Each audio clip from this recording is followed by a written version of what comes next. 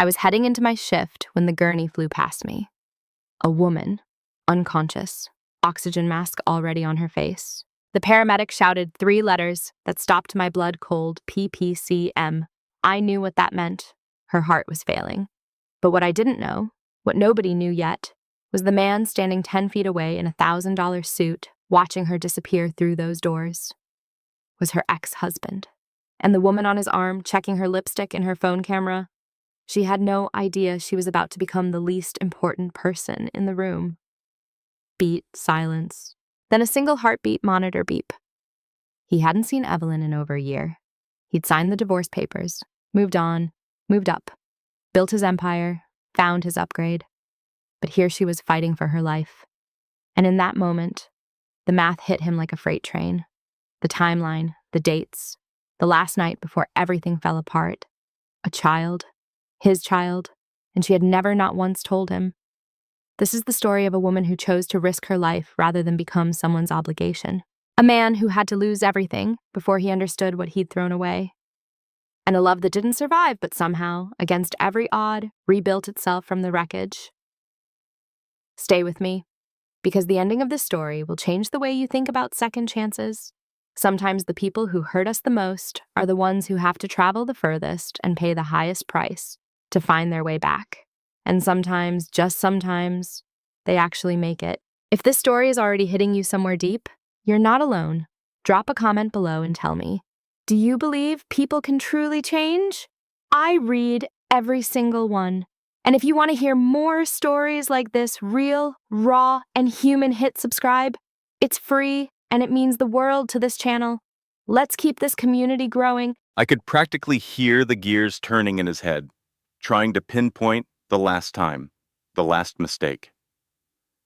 The one night of weakness or regret that changes everything that comes after. We see the results of nights like that up on my floor all the time. But usually, the men don't show up. His girlfriend's voice cut through the air again. Sharp and insistent, snapping at him about her appointment. She was pulling him one way, but his past was pulling him so much harder. When he finally looked at her, it was like he was seeing a stranger. I've seen that look too. The moment a man realizes the bright, shiny new life he chose is just an accessory. She was the woman he thought he wanted, the uncomplicated one. Her biggest problem was a stomach ache from too much champagne, a perfect match for his billion-dollar life. And the woman on the gurney? She was the one who had built it all with him. She was the foundation he'd convinced himself was failing. He'd probably told everyone the foundation was cracked. It's the story they always tell. They say she got lazy, that she stopped being the woman he married. I've heard it from patients' families, from the men who pace our hallways. They need a villain, so they reframe loyalty as a weakness. They call stability a lack of drive. She was holding me back, they say, over expensive dinners. But the woman I saw on that gurney wasn't holding anyone back. She was fighting. That image of her, so vulnerable, but so strong, it must have shattered his whole excuse. That wasn't a woman who gave up. That was a warrior. He finally spoke to his girlfriend, his voice sounding like a stranger's. I can't. She didn't get it, of course. She thought he meant her minor appointment. He stood up, and I saw his legs were trembling. This powerful man, this titan of industry, who reshaped a city's skyline, was absolutely terrified by one gurney passing by. I have to make a call, he mumbled. You go ahead. The insult landed immediately. She wasn't used to being dismissed. Their whole relationship was probably a performance, and he was going off script. But the raw panic in his voice must have been real, because she stopped arguing. I saw the suspicion in her eyes, though. She knew something was wrong. Who was that? She asked. He lied, of course, called her a ghost. She scoffed, turned and walked away, leaving him utterly alone. She stormed off, and he didn't even notice. He was already moving, but not toward the exit, like I expected. He walked right to the L&D elevator, my elevator. As he stepped in, his mind was probably racing. Why didn't she tell me? What's PPCN? That cold, sharp guilt I saw on his face in the lobby was turning into a full-blown panic. He hadn't just divorced a woman. He had left a sick, pregnant woman to face a life-threatening condition all by herself. He had abandoned her when she needed someone the most. I bet the smell of his own expensive cologne was making him sick, mixing with the hospital's antiseptic air. The smell of his perfect life clashing with the stench of his own colossal failure. When the elevator doors opened on my floor, the quiet tension must have hit him like a physical blow. It's a different world up here. This isn't a lobby for show. This is a place where lives begin, and sometimes where they hang in the balance. The rhythmic beeping from the rooms, the purposeful way we nurses move, it unnerves men like him. His expensive suit looked like a costume. He caught his reflection, and I bet he saw a ghost, his usual confident mask replaced by pure, raw fear. He finally walked up to my station, the central hub of this whole quiet storm. I looked up from my chart and put on my calmest face. "Can I help you, sir?" But I already knew, this was going to be complicated. He asked for a patient, and his voice was stretched thin, ready to snap. "Evelyn Kirby." I noticed he almost said a different last name. His own, maybe. That pause told me a whole story about divorce papers and legal cuts that don't really sever anything. It was another little amputation of their past life. I typed her name into our system, keeping my expression neutral. "I'm sorry, sir," I said, reciting the line I've had to say too many times. "We don't have a patient by that name admitted." "Impossible," he said, his voice rising. "I just saw her. They said PPCN. That one word told me everything. I knew exactly who he meant, but I couldn't say a thing. HIPAA is a wall of steel. "Sir, I can't release any information." He then played his last card, the one they all play. "I'm the father of her child." The word sounded strange coming out of his mouth. "Unless you're her legal spouse," I said, "or her medical proxy, my hands are tied." I had to hold the line. It was my job to protect her privacy above all else. "But we were married," he pleaded, desperation creeping in, getting him looks from my colleagues. "This is my baby." I gave him the look, the one that says I've seen this exact scene play out 100 times. "Sir, please wait in the family lounge. If the patient wants you contacted, she'll let us know." He finally deflated, all the fight gone out of him. I watched him walk away. He went to that beige room with the sad chairs and the muted TV. He was alone with the loudest silence in the world. The lies he must have told himself for the past year, that their split was mutual, that they just grew apart, were all useless now. He didn't just want different things, he wanted an easier thing. He wanted the thrill, the ego boost, the freedom from a marriage that had become real. He traded real for a fantasy. He probably thought their home was just a stage for a magazine feature. I pictured him telling her he was unhappy, clinically, like he was closing a business deal. She was arranging flowers, trying to make a life, and he was getting ready to bulldoze it. He called their life stale because he wasn't there for it. He complained about the routine he was never a part of. He was looking for an exit, and he was willing to blame her for the door. She probably didn't even cry. She just looked at him with that cold clarity a woman gets when her heart is broken. She'd been there all along, trying, waiting for him to come home, to put down his phone, to just be present. He was the one who had disappeared long before he ever packed a bag. He had waved away her reality and replaced it with his own selfish narrative. He'd dismissed her pain as simple resentment. He wanted tears, but she gave him dignity, and it must have terrified him. "You are a fool," she'd probably said, and he'd dismissed it as anger. He didn't realize it was a prophecy. After my shift, I couldn't shake it. I looked up the Jane Doe in L&D 5. Then I searched his name, Burden. An old file for Evelyn Burden popped up. I linked it. Then I sent a message to the attending physician. FYI, the father is here, in the family lounge. It was a small thing, but it was something. I remember him standing there, a ghost in a $1,000 suit, haunting the surgical waiting room. He looked wrong, out of place. His hands were shaking so badly he could barely hold his phone.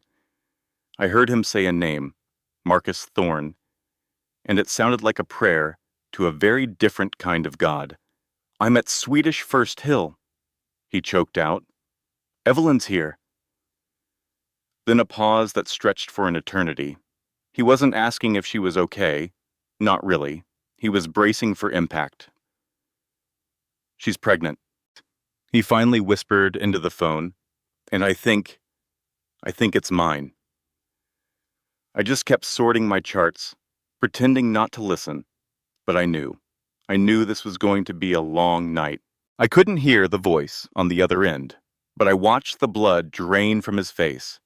It was the look of a man watching his perfectly constructed world burn to the ground. His lawyer, I guessed, wasn't offering condolences, but calculating damages. I could almost hear the words, messy, paternity, heir, estate. It's always the same, with men like him. A new life isn't a miracle. It's a complication, a threat to the prenup. The woman down the hall, the one whose body was being torn apart to bring that life into the world, she was just a line item in a ledger of his mistakes. And his current situation, whatever that was clearly at risk. His lawyer was probably telling him to walk away, to admit nothing, to be a civilian in a place where he held no power. It's sound advice, I suppose, if you have ice in your veins. I saw him wrestling with it, the careful mask of the CEO trying to settle back over his features, but it wouldn't stick. Not here, not with the faint sound of a baby crying down the hall, not while his ex-wife was fighting for her life. This hospital wasn't his boardroom. There were no deals to be made here, no leverage to be had, only consequences. He was just a man, terrified and cornered. He hung up, and for a long second, I thought he'd listen to his lawyer. I expected him to turn and walk out, to get back to his clean, managed life. But he didn't move. He just stood there, staring at the double doors to the maternity ward as if he could see through them. That's when I saw it. The CEO vanished, and all that was left was a man who had just found out he was a father in the cruelest way possible. He wasn't leaving. He couldn't. Marcus Thorne be damned. He had to see her. And honestly, that surprised me. I had him pegged all wrong. Later, I was the one who checked her vitals when they moved her to recovery. The room was quiet, almost reverent after the controlled chaos of the operating room. Evelyn Kirby looked so small in that big bed. The first thing I saw in her eyes when she woke wasn't joy. It was a hollow, aching emptiness. I hear it all the time. Her mother was there, holding her hand, whispering, "He's okay, baby. He's okay." I tried to be invisible, just a nurse doing her job, but I was witnessing something sacred and broken all at once. Her mom's face was a mess of exhaustion and relief. "Where is he?" Evelyn's voice was barely a whisper. I knew the baby was fine, just in the nursery, for observation. Her mother described him, 7 pounds, 2 ounces, a head full of dark hair, and the tears just poured out of Evelyn's eyes, silent and hot. She'd thought she'd lost him. They both almost didn't make it. I remembered the overhead call, the frantic rush. It was peripartum cardiomyopathy, a sudden heart failure that can happen during pregnancy. It's rare, and it's terrifying. To see her now, alive, with her baby safe, Felt like we'd all witnessed a miracle. The pieces of her story were right there in her chart, a timeline of unbelievable cruelty. She got the PPSU-M diagnosis a week after the positive pregnancy test, and she found out she was pregnant 2 days after the divorce was final. I pictured her alone in a new, empty apartment holding that divorce check, feeling her body betraying her while this new life grew inside. She must have thought the exhaustion was just from the stress of the breakup. But this was so much worse. This was her heart failing. It's a profound, soul-crushing fatigue, the kind that comes with heart failure. I can't imagine seeing those two pink lines then, how it would feel like both a blessing and a curse. I'm sure she wanted to call him. For a moment, she must have hovered over his name in her phone. But how do you even start that conversation? Then the doctors, the specialists. I know Dr. Rostova. She's brilliant. I can just picture her, gently explaining how the pregnancy was putting a deadly strain on Evelyn's heart. When her mother told me what Evelyn had said to the doctor, "I'm keeping him," it sent a chill down my spine. Dr. Rostova would have told her the risks, bluntly. "You could die." And Evelyn's response? "Then I'll die," while covering her stomach? My God. She wasn't being dramatic. She was making a choice. She refused to tell Charles, not out of spite, but for her own dignity. She knew him. She knew he'd see her as a burden, an anchor. I thought about him again, pacing the hall. To her, he wasn't a scared man. He was the source of her pain, the man who saw her as an obstacle. Telling him about the baby would have felt like a trap. He's a man driven by legacy. Of course he would stay. He'd pay for the best doctors, he'd do his duty, but it would be an obligation, not a choice made from love. Every look from him would be tinged with pity and resentment. She would rather risk death than live like that. She refused to be his burden. She wouldn't beg. She wanted her child born from strength, not guilt. So she told no one but her mother and used her divorce settlement, money meant for a new beginning, just to survive. I can't imagine the terror of those lonely months, the endless appointments, checking her own blood pressure, praying every single day that her failing heart would hold out long enough to bring her son into the world. I was in the room when her mother finally told her, "Charles is here." I saw Evelyn's whole body go rigid. The little bit of peace she'd found vanished, replaced by a cold, sharp fury. Her mother said he'd been waiting for hours, that he looked broken, but Evelyn couldn't see that. From her bed, all she could see was the man who had left her, the man who now dared to show up and lay claim to the miracle she had bought and paid for with her own blood and fear. She was thinking of his new life, his younger girlfriend, his face smiling from the society pages. The sheer audacity of him showing up here, now, was breathtaking. Her whispered words, "Tell him to go to hell," were the most honest thing I'd heard all day. A part of me agreed. After everything she'd been through alone, he had no right. He didn't know because he was too busy building his empire to ever look back. Anger gave her a strength that medicine couldn't. She tried to sit up, pain be damned. She was resolute. She looked right at me. "Tell the nurse to send him in." Then she told her own mother to leave them alone. Her mom was worried, but I saw the look in Evelyn's eyes. It was the same look that got her through 9 months of hell.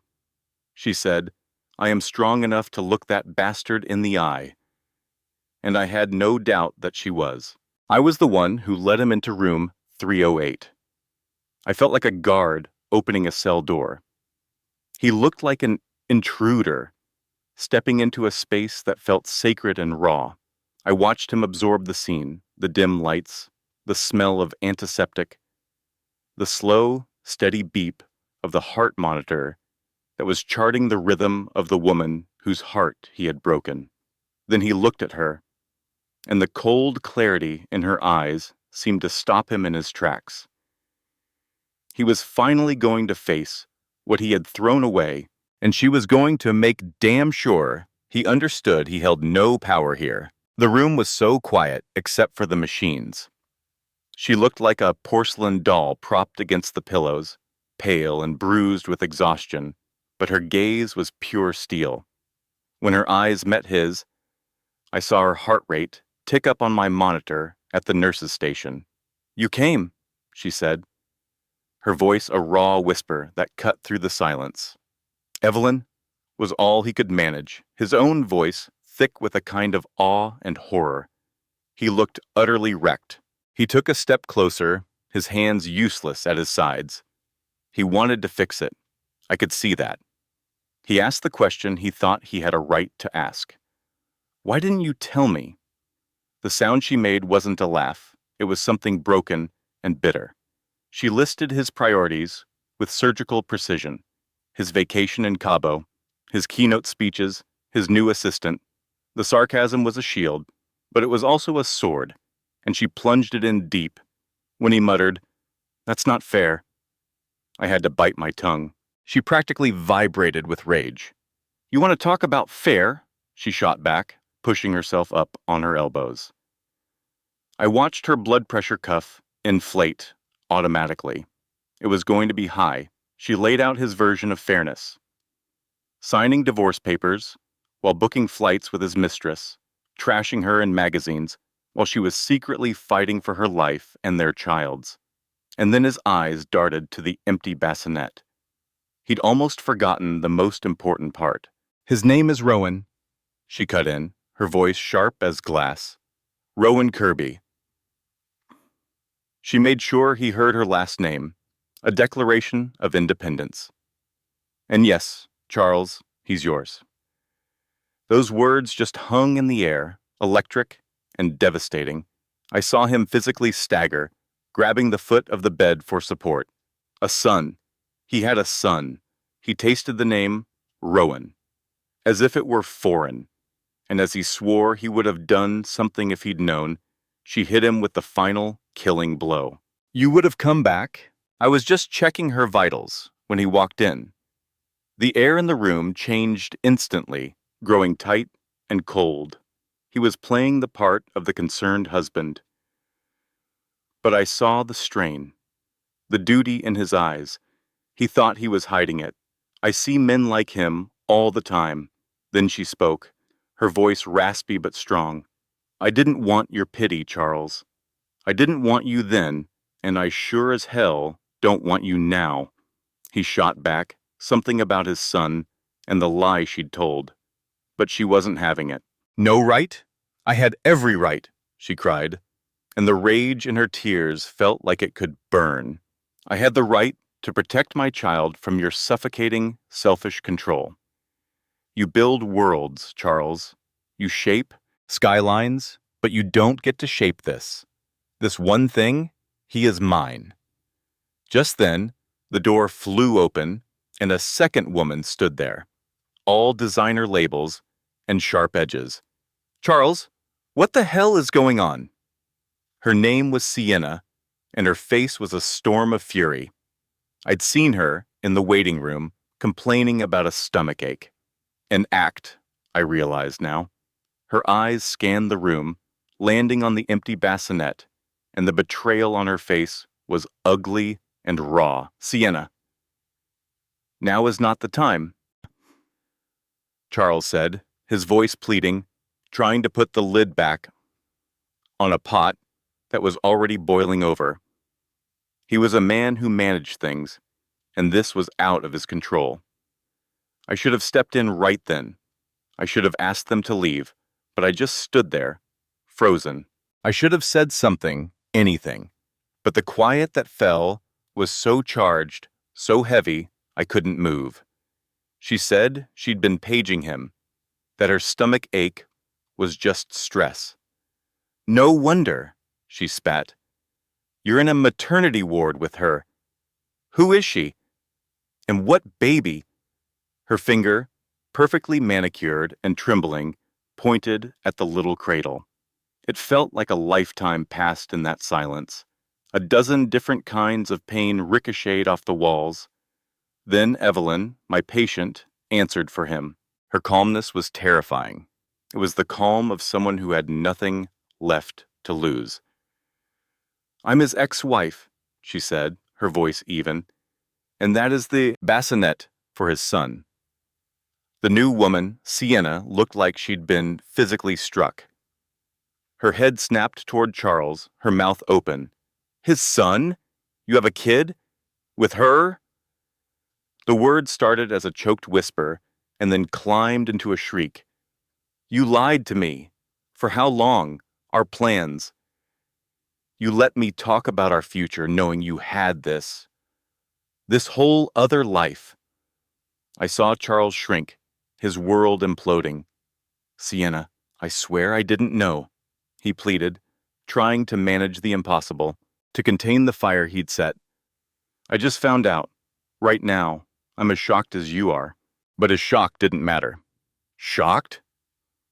Sienna's laugh was high and brittle, the sound of something expensive shattering. "Oh, that makes it so much better. And what am I, Charles? Was I just the easy part of your life while you were over here playing house? That's not what this is." It was a weak defense, and they all knew it. Suddenly, Sienna's voice dropped, becoming low and dangerous. "You choose," she said, an ultimatum hanging in the sterile air. She moved toward him, her eyes glittering with unshed tears and pure venom. My hand hovered over the nurse's call button. This was escalating, but still I hesitated. I told myself it wasn't my place, a lie I still regret.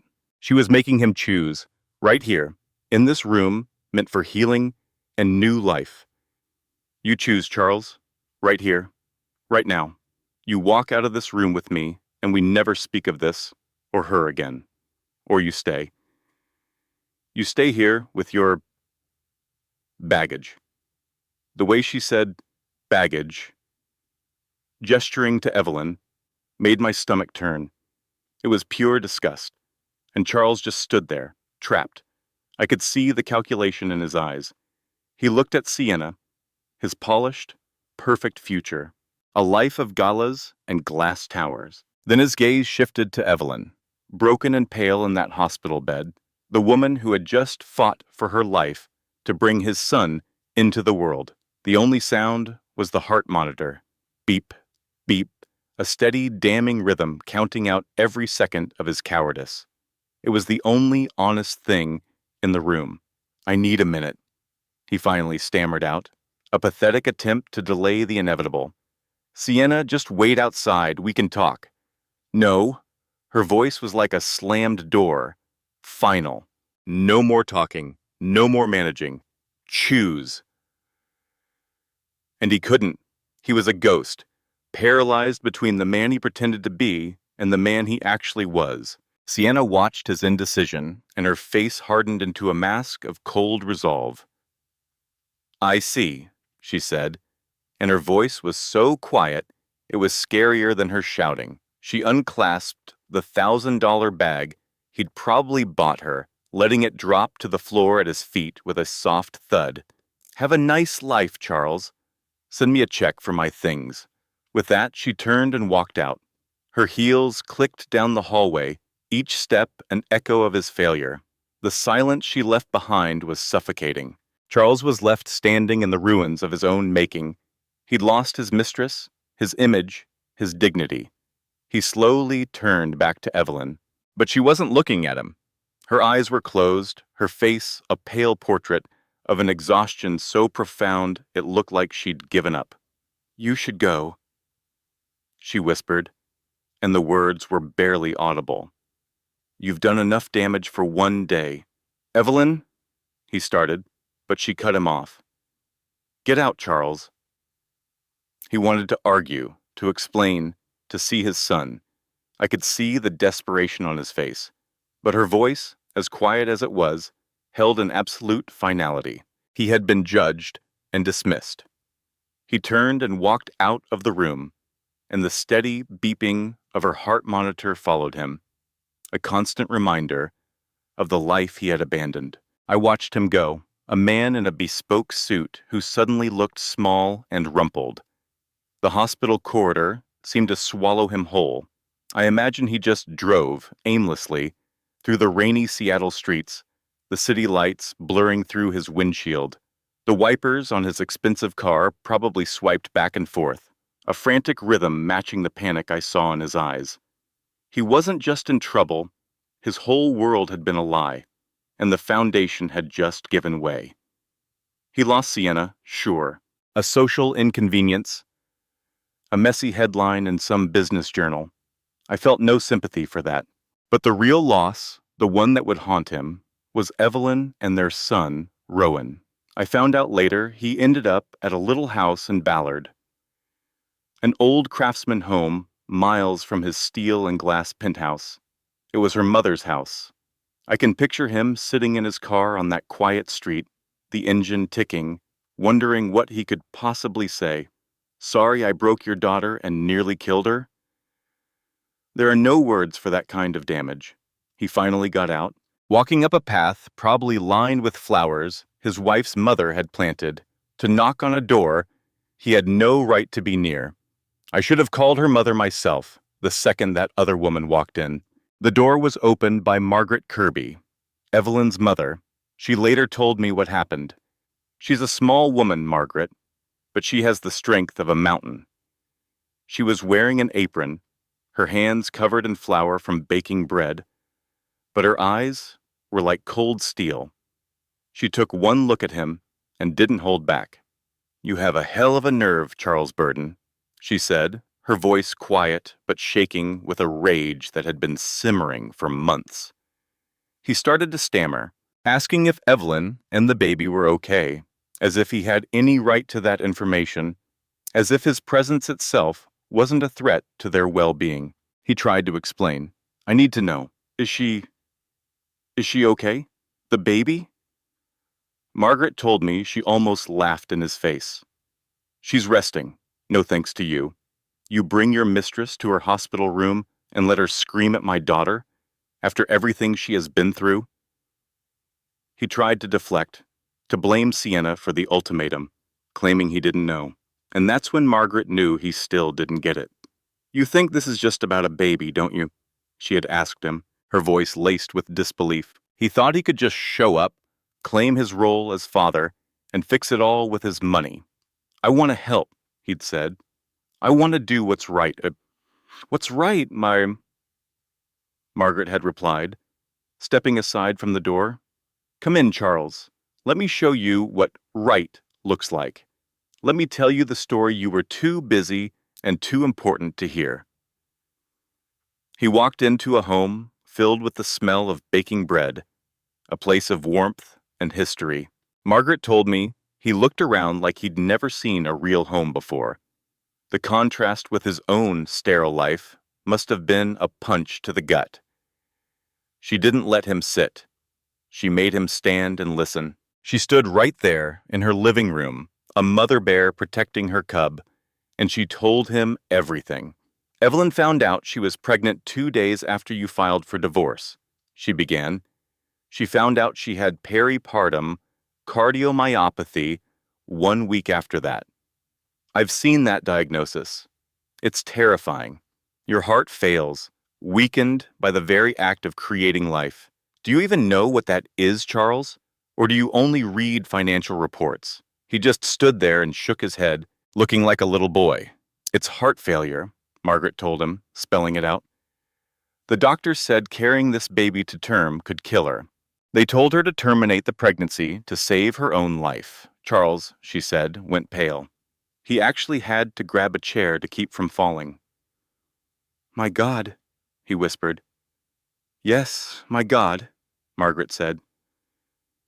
And do you know what she did? She told them all to go to hell. She said this baby was the only good thing to come out of the wreckage you made of her marriage, and she was not going to let him go. He finally found his voice. Why? Why didn't she tell me? He asked, sounding pathetic. I would have helped. I would have gotten the best doctors. That's when Margaret's anger finally boiled over. Helped? She spat. Oh, you would have managed it. You would have flown in specialists, locked her in a gilded cage, and resented her for every single complication. You'd have looked at her with that same pity you showed her in the last year of your marriage, seeing her as an obligation. My daughter would rather die alone than live as your burden. And that was the truth of it. I saw it on his face when he left the hospital. He manages problems. He doesn't love people through them. The truth finally hit him, and it was a brutal blow. She was right. He would have treated her illness as an inconvenience, another line item on his balance sheet. So she did it alone, Margaret told him, her own voice finally breaking. And then she told him the part that made me ache with regret. I watched my daughter sell the jewelry you gave her to pay for specialists. I held her hand during weekly echocardiograms, praying her heart was still strong enough. I slept on her sofa because she was terrified she wouldn't wake up. I remembered seeing Evelyn at the clinic. I saw her week after week, always alone, always looking so tired, but so fierce. I never asked. I just smiled and did my job. I should have done more. All while you were being photographed at galas with that woman on your arm. You didn't just abandon your wife, Charles. You abandoned a terrified, sick woman who was fighting for her own life and the life of your son. Margaret told me you could see the whole facade just crumble. The justifications, the narrative he'd built, where he was the good guy who'd made a tough choice. It all turned to dust. He wasn't a powerful man, he was just a coward. A hollowed-out, emotional coward who had run when things got hard. And he finally knew it. He choked out the baby's name. She named him Rowan. Yes, Margaret said, after the tree of strength and protection, because that's what he was for her reason to keep fighting. After Charles and that woman were gone, and the quiet returned to my ward, I finally went into Evelyn's room. The storm had passed. She was awake, just staring at the ceiling. I checked her monitor, straightened her blanket. I didn't say much, but before I left, I wrote something on a piece of paper and put it on her bedside table. This is my cousin's number, I said quietly. She's a lawyer, a shark, just in case you need one. It was a small thing, but it was something. My penance for staying silent. I heard his car pull up, that obscenely quiet engine. When I saw him standing on my porch, dripping rain onto the welcome mat, I wanted to slam the door in his face. You need to leave. He just stood there, looking lost. Margaret, what can I do? He begged, and the sound of my name in his mouth felt like a violation. Please, there has to be something. I stared at him, really stared, and the billionaire CEO I'd known for years wasn't there. All I saw was a ghost, a hollowed-out man who'd finally realized the mess he'd made. My voice came out colder than I intended. You want to do something, Charles? I thought of Evelyn, upstairs, struggling for every breath. Her heart broken in more ways than one. Go home, look in the mirror, and face the man who did this to my daughter. You need to figure out what you're willing to give up, what you're willing to sacrifice to even begin to make this right. Because your money is worthless here. You can't just buy forgiveness. You're going to have to bleed for it, Charles. You're going to have to hurt the way you made her hurt. I opened the door for him, a clear dismissal. He stumbled out into the rain, looking smaller than I'd ever seen him. I watched his taillights disappear, then locked the door and leaned against it, my own legs trembling. The house was quiet, except for the hum of the baby monitor. Upstairs, my daughter and my grandson were sleeping, their lives hanging by a thread he had frayed. Had I done the right thing? Had I pushed away our only chance for real help? For the best doctors his money could buy? Or had I finally forced him to see the damage he'd caused? I walked into the living room and sank into a chair, looking at the city lights across the water, his world glittering and cold. That night, sitting in the dark, I felt no victory, just a deep, aching emptiness, and the terrifying thought that I may have just made everything so much worse for Evelyn. I was facing my own crisis, a crisis of faith in the man I once knew and the monster he'd become. The next 2 days were silent torture. I didn't hear a word, not a text, not a call, nothing. Every time the phone buzzed, my heart jumped, but it was never him. I just tried to keep things normal for Evelyn, pretending I wasn't waiting for the other shoe to drop. I'd watch her sleep, listen to the faint whistle in her breathing, and my anger would flare all over again. I kept replaying our conversation on the porch. You're going to have to bleed for it.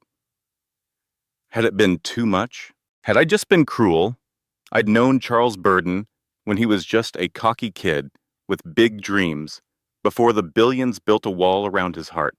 A part of me, a foolish, tiny part, hoped that kid was still in there, somewhere.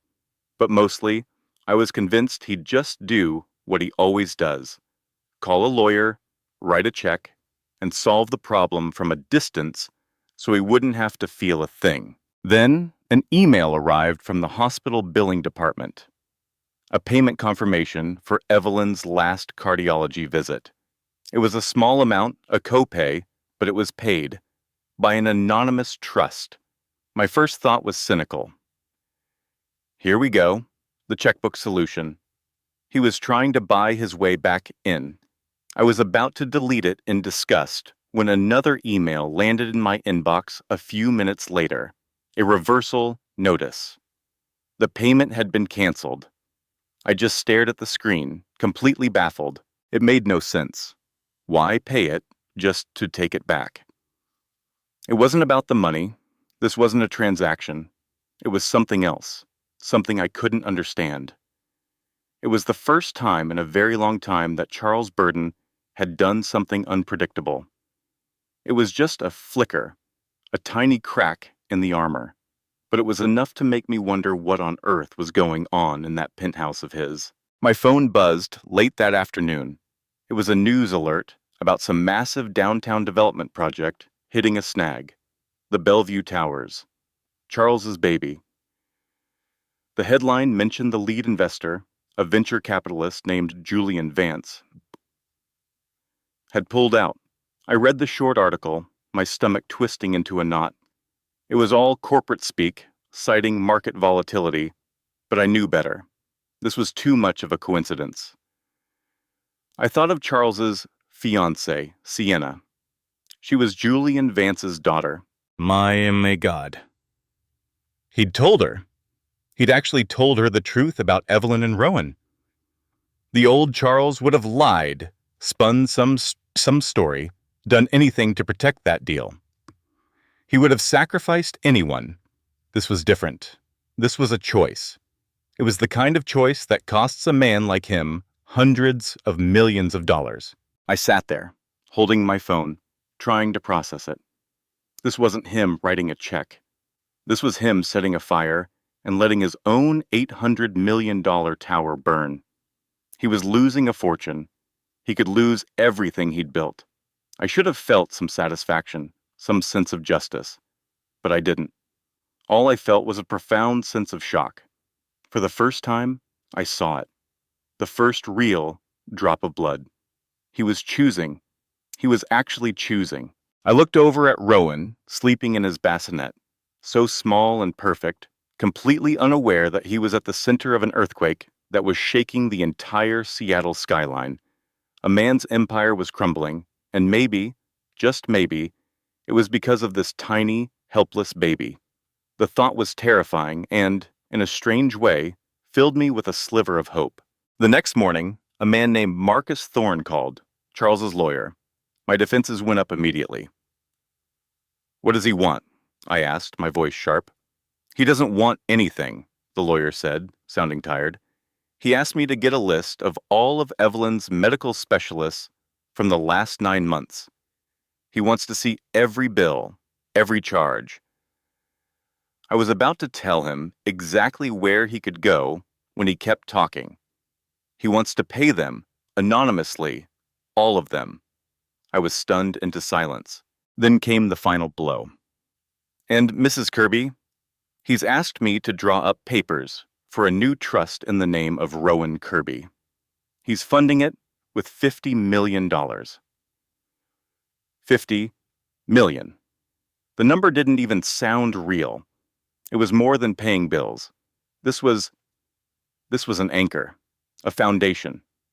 It was a future for my grandson, a future Evelyn and I could never have given him. I couldn't speak. All I could think was, my God, Charles, what are you doing? I gave the lawyer the information he needed, still in a daze. And then, a quiet miracle happened. Over the next few days, the bills just vanished. I'd log into the hospital's online portal, expecting to see the terrifying, ever-growing balance, and it would just say 0 paid in full. No fanfare, no announcements, just quiet, decisive action. It felt like he was erasing the debt, not just the financial one, but something deeper. He was cleaning the slate. That evening, I was rocking Rowan by the window when a car I didn't recognize pulled up. It was him. He got out and started unloading things from his trunk. Bags and boxes. So many of them. He piled them on my front porch like an offering. A mountain of diapers, wipes, formula, and even a ridiculously soft-looking stuffed elephant. He stacked it all, then just stood there for a moment, looking at the house. He was dismantling his life, his fortune, his reputation, and then showing up on my doorstep with baby supplies. I watched him tear down his monuments, and with every brick he pulled, I felt the wall around my own heart start to crumble. The weight in my chest, the one I'd been carrying for a year, began to lift, just a little. After he left, I went to the store and bought myself a comfortable pair of sneakers and a thick cashmere sweater. I felt like I was preparing for a long journey. I didn't drive to an office, but to a quiet park overlooking the Sound. For the first time in months, I just sat and breathed. I didn't know what was coming next, but I knew, with a certainty that settled deep in my bones, that everything had changed. I saw him start to walk back to his car. I couldn't just let him leave.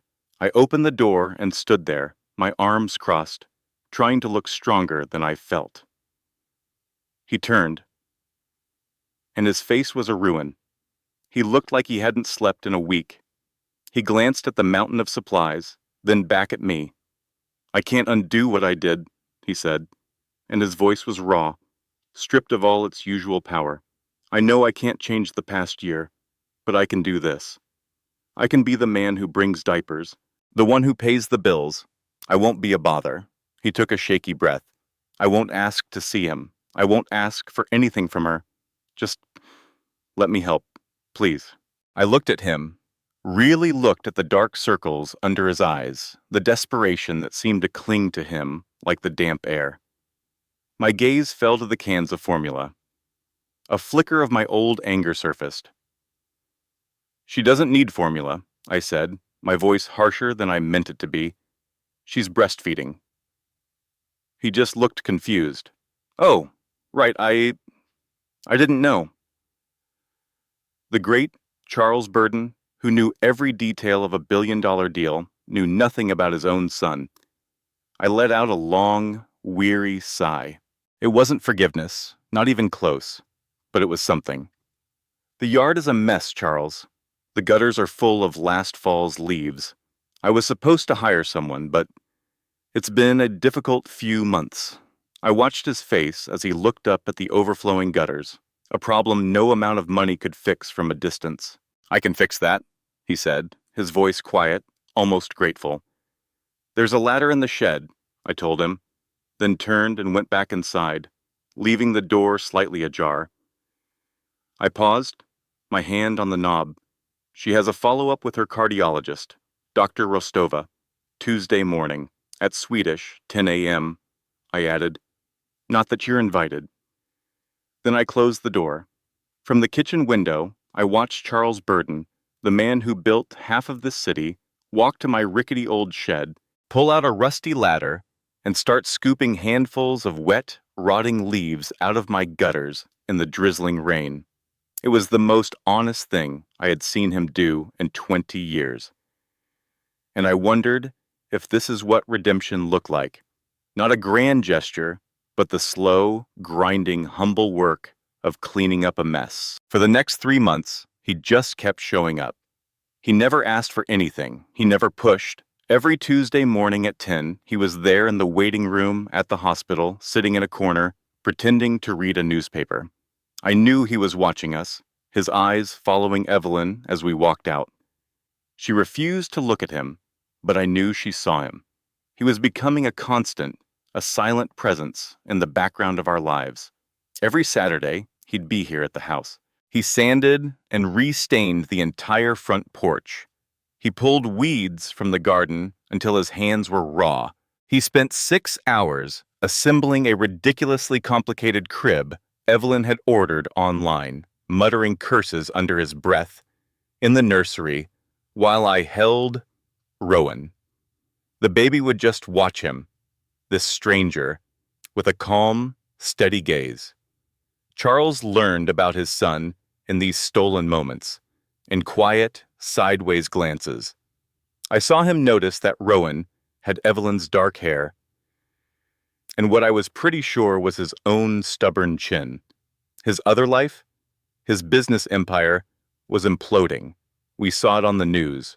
The Bellevue project was saved, but he'd had to sell his glorious penthouse, his castle in the sky, to do it. He'd moved into some small condo. He wasn't the king anymore. He was just a man trying to hold on while doing his penance, one Saturday at a time. The miracle we all prayed for, the one where Evelyn's heart would just heal, never happened. Life isn't a fairy tale. Her heart condition was a constant, terrifying presence in our home. Her heart's ejection fraction, a number I became obsessed with, was dangerously low. Our lives revolved around pills, doctor's appointments, and a diet with no salt. The real terror arrived on a Thursday. Charles was at some meeting, and Evelyn was trying to get up from the couch. I was in a meeting across town when my phone screamed. It was my mother. My blood turned to ice. I grabbed the phone. "Mom, what's wrong?" She's not good, Evie." Her voice was stretched thin with panic. "She can't breathe. She's so dizzy. I called 911. We're going to Swedish." I was running to my car before she even finished. "I'm on my way," I yelled, not caring who heard. I broke every traffic law, flying down the highway, my hands shaking on the wheel.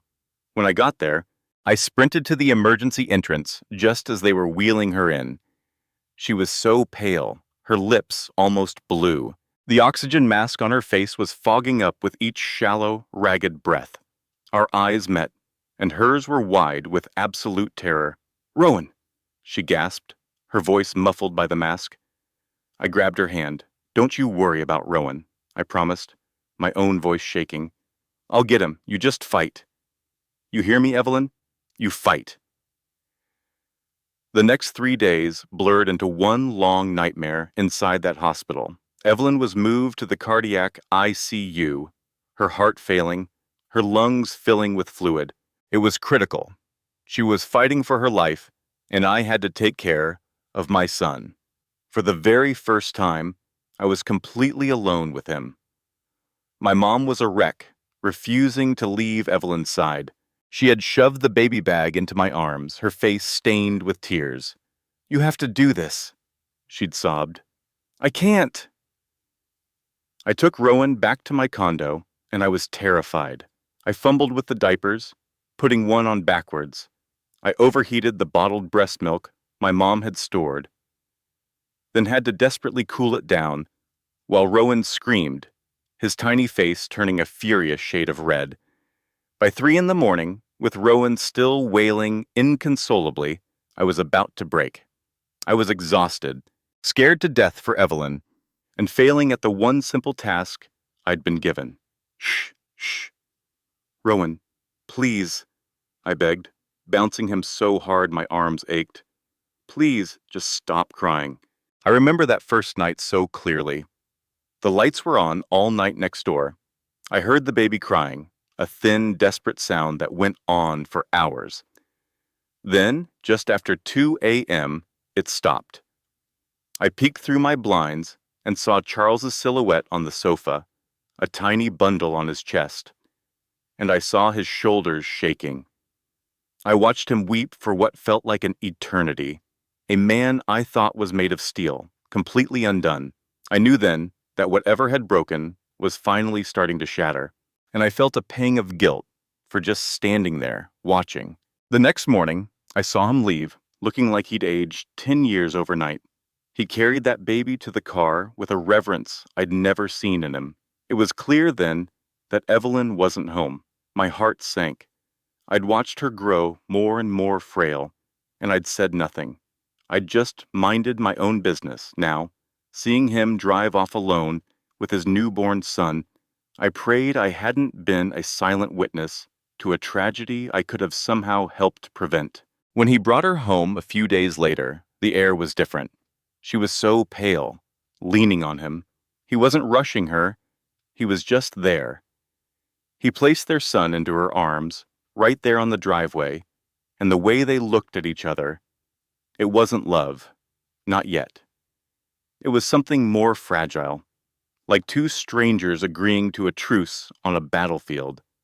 The ice wasn't just melted, it was gone. And I realized I wasn't watching a marriage end, but maybe, just maybe, witnessing the painful start of something entirely new. A year later, the sounds from that house were completely different. Not the tense silence, but laughter. I'd hear a crash of blocks, followed by the most joyful little shriek from Rowan. He was this little whirlwind, stumbling around the yard with pure delight. I'd see Charles on the floor with him, not in a fancy suit, but in a faded old sweatshirt, patiently rebuilding the towers his son loved to destroy. One more time, I'd hear him say, his voice full of a gentle patience I never knew he possessed. He was a father, a real one, and Evelyn, well, she was a revelation. I'd see her in the armchair watching them, a small, genuine smile on her face. She looked vibrant. She cut her hair, and it was like she'd shed the weight of the world with it. I'd heard from another neighbor about her heart condition, about how close she'd come, but seeing her then, so alive and so present, you'd never know. She was a survivor. It was clear Charles wasn't just in her house.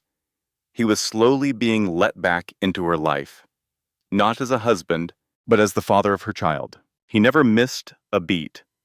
I saw him taking Rowan for walks every weekend, giving Evelyn a chance to just breathe. He was at every single doctor's appointment. All the flashy cars disappeared, replaced by a sensible family sedan. The whole empire he'd built, it seemed smaller now, more honest. The man who used to bark into his phone on the driveway was gone. This new man fixed their porch swing and waved to me when he got the mail. He wasn't asking for anything back. He was just doing the work, day in and day out.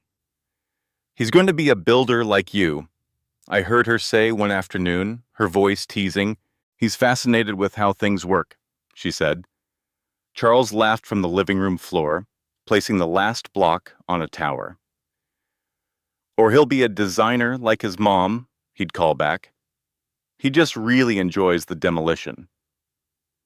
I watched them through my kitchen window. 3, 2, 1, he'd count, and Rowan would squeal as the blocks tumbled. Later, after the baby was asleep, I saw them sitting on that porch swing he'd repaired. The scent of the jasmine I had planted years ago filled the air, and for the first time, they looked almost peaceful together. I was watering my petunias when I heard her say it. My support group is meeting tomorrow. Her voice was quiet but strong. It's gotten big, Charles. A medical journal wants to interview me. I saw the look on his face, even from my yard. It was pure, unadulterated pride. That's incredible, Evie, he said. He wasn't trying to fix it or fund it. He was just listening, letting her have her moment. And I thought, that's it. That's the change. He's finally learned to see her. "I've been thinking," she said. My own heart caught in my throat. I tried not to listen, but I couldn't help it. It's been so hard, being a single mom, managing everything. But you haven't been a burden. You've been a support. And I am so tired of being alone. I saw Charles just stop. He turned to her so slowly, as if he was afraid the slightest movement would break the spell. His face was a mask of disbelief and fragile, terrifying hope. I held my breath for him, for both of them. "I don't think I can ever trust you like I did before," she said, and her voice carried across the lawn, clear and steady. "That faith is gone. You broke it." He didn't argue. He just nodded, his head bowed, accepting it. "But," she went on, "I see the man you've become. I see you with our son. And maybe we could build something new. Not what we had, something completely different, something honest." Tears were shining in his eyes under the porch light. He didn't reach for her, didn't grab her. He just opened his hand and laid it on the swing between them, an invitation. "I'm not the man I was, Evelyn," he said, his voice cracking. "I'm not asking you to forgive him. I'm asking for a chance to be the man you and Rowan deserve." I watched as she looked at his hand, then at his face. After what felt like an age, she slipped her hand into his. I let out a breath I didn't realize I'd been holding. I had been a silent witness to their entire collapse, and now to their reconstruction. So, we've reached the end of Evelyn and Charles's story, and I want to sit here with you for just a moment because I think this story deserves more than just a sigh and a scroll. Because this wasn't just a drama about a rich man and a sick woman and a baby nobody planned for. This was a story about the things we do to survive, and the things we do that we can never fully undo. Evelyn Kirby found out she was pregnant 2 days after her divorce was finalized. She found out her heart was failing 1 week after that. And in that moment, alone in a new apartment, holding a test she never expected, she made a choice. Not to call him, not because she was being cruel, not because she wanted to punish him, but because she knew, with a clarity that only comes from truly knowing someone, that if she called Charles Burden, he would show up. He would manage her. He would build a gilded cage around her illness and call it love. And she would spend the rest of her life, however long that was, being someone's burden instead of someone's choice. She chose death over pity. Think about that for a moment. Think, how many of us have stayed in situations, relationships, jobs, friendships, where we were tolerated instead of treasured, where we were managed instead of loved? Evelyn didn't have the luxury of pretending that was enough, and her refusal to settle, even at the cost of her own life, is one of the most profound acts of self-respect I have ever written about. The content you just experienced was carefully researched, manually crafted, and thoughtfully edited by our team with the sole purpose of bringing you stories that carry real meaning, emotional depth, and human truth. Every narrative element has been constructed to reflect authentic life experiences, inspire reflection, and offer genuine value to our audience. We do not use AI-generated shortcuts to tell stories that matter, because you deserve better than that, and so do the stories themselves.